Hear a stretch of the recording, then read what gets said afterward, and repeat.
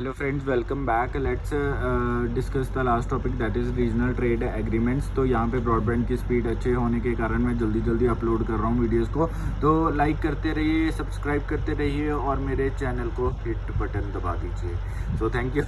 सो ये प्रमोशन का एक तरीका था, वैसे ऐसी कोई बात नहीं है। चलो लेट्स स्टडी। मैंने सिर्फ स्टडी करने के लिए ही ये चैनल बनाया है। तो let's discuss regional trade agreement क्या होता है। बेसिकली रीजनल ट्रेड एग्रीमेंट जो है वो एक रीजन में किया जाता है, इसीलिए इसका नाम है रीजनल। रीजनल का मतलब है एक रीजन में ऐसा एग्रीमेंट किया जाना, एक ऐसी ट्रीटी को साइन किया जाना ताकि हम लोग फ्री मूवमेंट कर सकें गुड्स की, सर्विसेज की अक्रॉस द बॉर्डर्स। ठीक है, और पर वो पर्टिकुलर रीजन के अंदर, वो एक पर्टिकुलर रीजन के अंदर जितने भी कंट्रीज़ आएंगे, चाहे 2 आए 3 आए, उनके बीच में ये ट्रीटी साइन की जाएगी। तो अगर मैं इसे कुछ अलग वर्ड्स में बोलूं तो एक ट्रीटी को साइन करना है 2 या 2 से ज़्यादा कंट्रीज़ के बीच में, ताकि free movement of goods and services की जा सके। इसकी एग्ज़ाम्पल है इसकी एग्ज़ाम्पल है नेफ्टा, जिसमें मैक्सिको, कनाडा, यूएस जो है आपस में इनके बीच में ट्रीटी साइन की गई है फॉर फ्री ट्रेड एग्रीमेंट। ठीक है, तो वो आराम से जो है, आपको पता भी होगा कि बहुत सारे कनाडा के जो लोग जो हैं वो ट्रेडिंग करते हैं यूएसए के अंदर, तो उनके बीच में ट्रीटी है कि वो कोई भी बैरियर, कोई भी टैक्सेस नहीं इम्पोज करते वहाँ पे।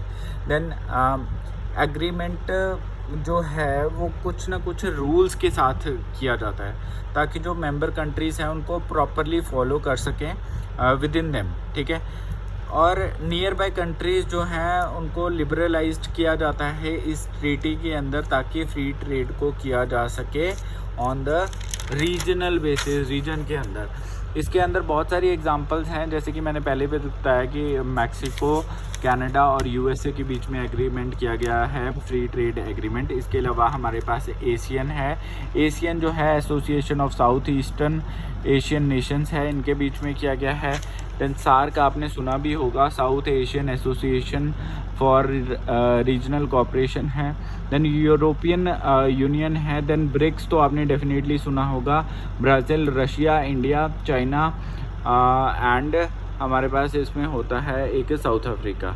तो हमारे पास types of regional trade agreements जो हैं अलग अलग टाइप के हैं। सबसे पहले है यूनिलेटरल ट्रेड एग्रीमेंट, जहाँ पे हम लोग अपने आप ही एग्रीमेंट को जो है हटा देते हैं। अपनी कंट्री में कोई भी रिस्ट्रिक्शन लगी है उसमें कोई दूसरा कंट्री इन्वॉल्व नहीं होगा। Uni means single country involve होगा, तो वो अपने आप ही वो एग्रीमेंट, कोई भी अगर रिस्ट्रिक्शन अपने कंट्री में लगी है तो वो खुद अपने पावर से उसको रिमूव कर सकती है। बाईलेटरल में 2 कंट्रीज़ के बीच में होगा, जैसे इंडिया और थाईलैंड के बीच में एग्रीमेंट है।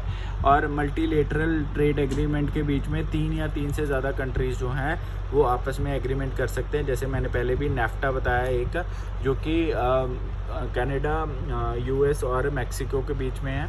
ऐसे ही हमारे पास सेफ्टा भी है और एशियन भी है, जो कि Association of South Eastern Asian Nation. Then types of regional integration के अंदर हमारे पास different type of regional integration है। उनको डिस्कस करने से पहले हम देख लें कि जो रीजनल इकोनॉमिक इंटीग्रेशन की जाती है वो क्यों की जाती है और वो क्या होती है। तो इसका मतलब होता है कि एक ऐसे एग्रीमेंट्स किए जाते हैं एक एरिया के अंदर, ताकि हम लोग जो है बैरियर्स जो है वो अल्टीमेटली उनको रिमूव किया जा सके। टैरिफ, नॉन टैरिफ बैरियर जो है उनको रिमूव किया जा सके, और फ्री फ्लो ऑफ गुड्स को, सर्विसेज को, फैक्टर ऑफ प्रोडक्शन को प्रमोट किया जा सके। ठीक है, ये बेनिफिट करती है कंज्यूमर्स को, क्योंकि इससे क्या होगा, अगर फ्री ट्रेडिंग होगी तो आपका प्रोडक्ट की कॉस्ट ज़्यादा नहीं बढ़ेगी, तो आपको चीपर रेट में अच्छे प्रोडक्ट्स मिल जाएंगे। लेकिन इसमें नुकसान क्या है कि हम लोग सिर्फ एक पर्टिकुलर ब्लॉक के अंदर, एक रीजन के अंदर ही हम लोग ट्रेड करेंगे। तो अगर रीजन के अंदर ट्रेड होगा तो बाकी कंट्रीज़ को इसका नुकसान देखना पड़ सकता है। अब हमारे पास देखो जो type of regional trade agreements हैं वो कौन कौन से हैं। सबसे पहले आप ऐसा एक डायग्राम भी बना सकते हो जहाँ पे हमारे पास फ्री ट्रेड एरिया है, देन कस्टम यूनिट है, देन कॉमन मार्केट है, देन इकोनॉमिक यूनियन है और फाइनली पॉलिटिकल यूनियन है। तो ये है हमारे टाइप्स ऑफ रीजनल इंटीग्रेशन। इसके अंदर सबसे पहले हम देखेंगे फ्री ट्रेड एरिया क्या है। फ्री ट्रेड एरिया है यहाँ पे हम सारे तरह के बैरियर्स जो हैं वो हम रिमूव कर देते हैं ताकि जो मेंबर्स हैं वो फ्रीली ट्रेड कर सकें, अपनी पॉलिसीज़ बना सकें विद द नॉन मेंबर्स। ठीक है, तो यहाँ पे सारे बैरियर्स को ख़त्म किया जा सकता है और फ्री ट्रेड जो है वो की जा सकती है। ठीक है, सो अपनी पॉलिसीज़ यहाँ पे फॉर्मुलेट की जा सकती है। दिस मीन्स कोई भी हम डिस्क्रिमिनेटरी टैरिफ्स नहीं लगाएंगे, कोटास नहीं करेंगे, सब्सिडीज़ नहीं लगाएंगे और कोई भी किसी भी तरह की एडमिनिस्ट्रेटिव इम्पीडेंट्स जो हैं वो अलाउ नहीं की जाएंगी, जैसे कि मैंने आपको बताया कि नेफ्टा उसकी एक बेस्ट जो एग्जांपल है। देन कस्टम यूनियन के अंदर हम ट्रेड बैरियर्स तो रिमूव करेंगे ही करें, हम एक एक स्टेप इम्प्रूव करते जाएंगे हर एक में नेक्स्ट में। तो कस्टम यूनियन में हम क्या करेंगे, ट्रेड बैरियर्स को हम करेंगे ही करेंगे रिमूव। उसके अलावा हम एक कॉमन जो है पॉलिसी लगा देंगे। मतलब अब देखो 3 है ना कंट्री नेफ्टा में, यूएस, कनाडा, मैक्सिको, तो इनके बीच में तो ठीक है हम लोगों ने बैरियर्स को रिमूव कर दिया, लेकिन इनका जो थर्ड फोर्थ के साथ जो भी कंट्री के साथ है तो उनके लिए एक कॉमन पॉलिसी बना दी जाएगी।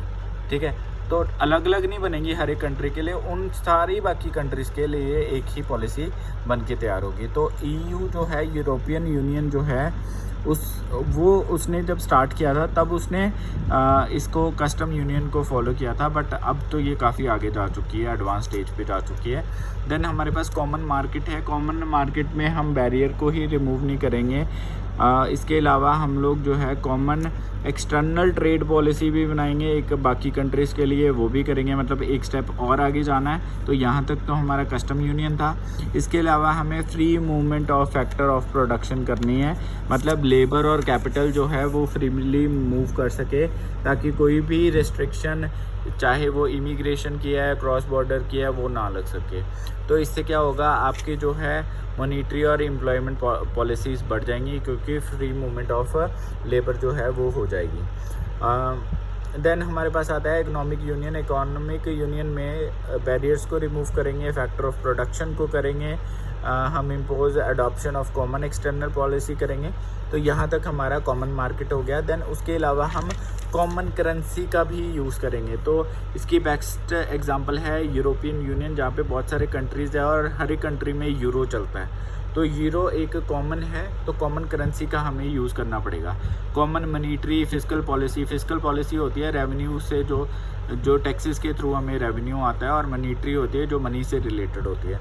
देन लास्ट है हमारा पॉलिटिकल यूनियन। पॉलिटिकल यूनियन क्या होता है, इंडिपेंडेंट स्टेट्स को हम कंबाइन करके एक सिंगल यूनियन बनाते हैं इस केस में पॉलिटिकल यूनियन में, और इसमें एक central political apparatus coordinator economic, social and foreign policy का जो है हम लगा देते हैं। तो हम एक सेंट्रल पॉलिटिकल अपरेटस लगा देते हैं जो कि सारा कोऑर्डिनेट करेगा इकोनॉमिक से रिलेटेड, सोशल से रिलेटेड और फॉरेन पॉलिसी के साथ रिलेटेड फॉर द जो भी इसके अंदर मेंबर्स आ रहे हैं। ठीक है, तो USA is the best example of even political union, but हाँ पूरी तरह से इसकी एग्जांपल नहीं है, बट कहीं ना कहीं वो इस चीज़ को फॉलो कर रहा है। देन आता है हमारे पास final topic, factor influencing regional integration. तो कौन कौन से फैक्टर जो है रीजनल इंटीग्रेशन को इन्फ्लुएंस करते हैं, बढ़ावा देते हैं। तो सबसे पहले है कि ये जो है ना, it enables the participating countries to overcome. हाँ, जितने भी आपके स्मॉल साइज मार्केट है ना, तो उन स्मॉल साइज मार्केट को ये उनकी जो प्रॉब्लम्स आती हैं, छोटी साइज़ की जो मार्केट होती हैं उनकी जो प्रॉब्लम आती है, तो उनको वो कहीं ना कहीं जो है हमारा रीजनल इंटीग्रेशन जो है, एक minute, factor influencing regional integration में आएगा as the participating countries to overcome the problem small.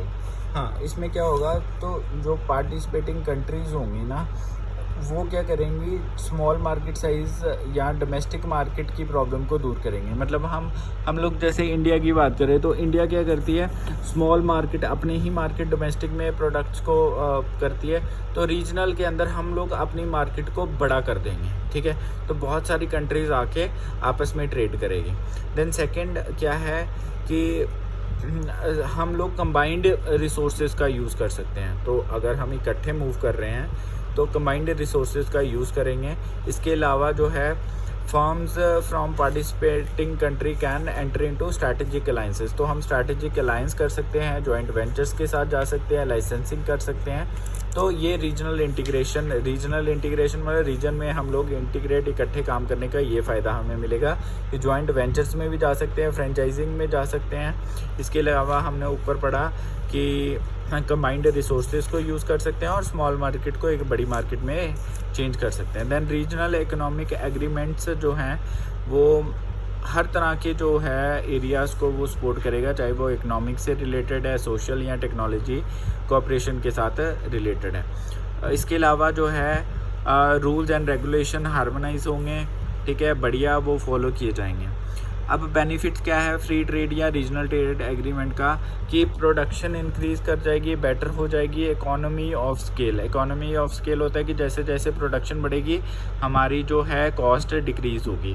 Then greater production efficiency आएगी, प्रोडक्शन एफिशिएंट होगी, इम्प्रूवमेंट होगी एम्प्लॉयमेंट सिनेरियोज़ में, और इकोनॉमिक ग्रोथ भी हमारी अच्छी तरह से इम्प्रूव होगी। So this is all about the globalisation unit. इसी के साथ ये बहुत ही शॉर्ट, क्रिस्प और बढ़िया यूनिट बना है।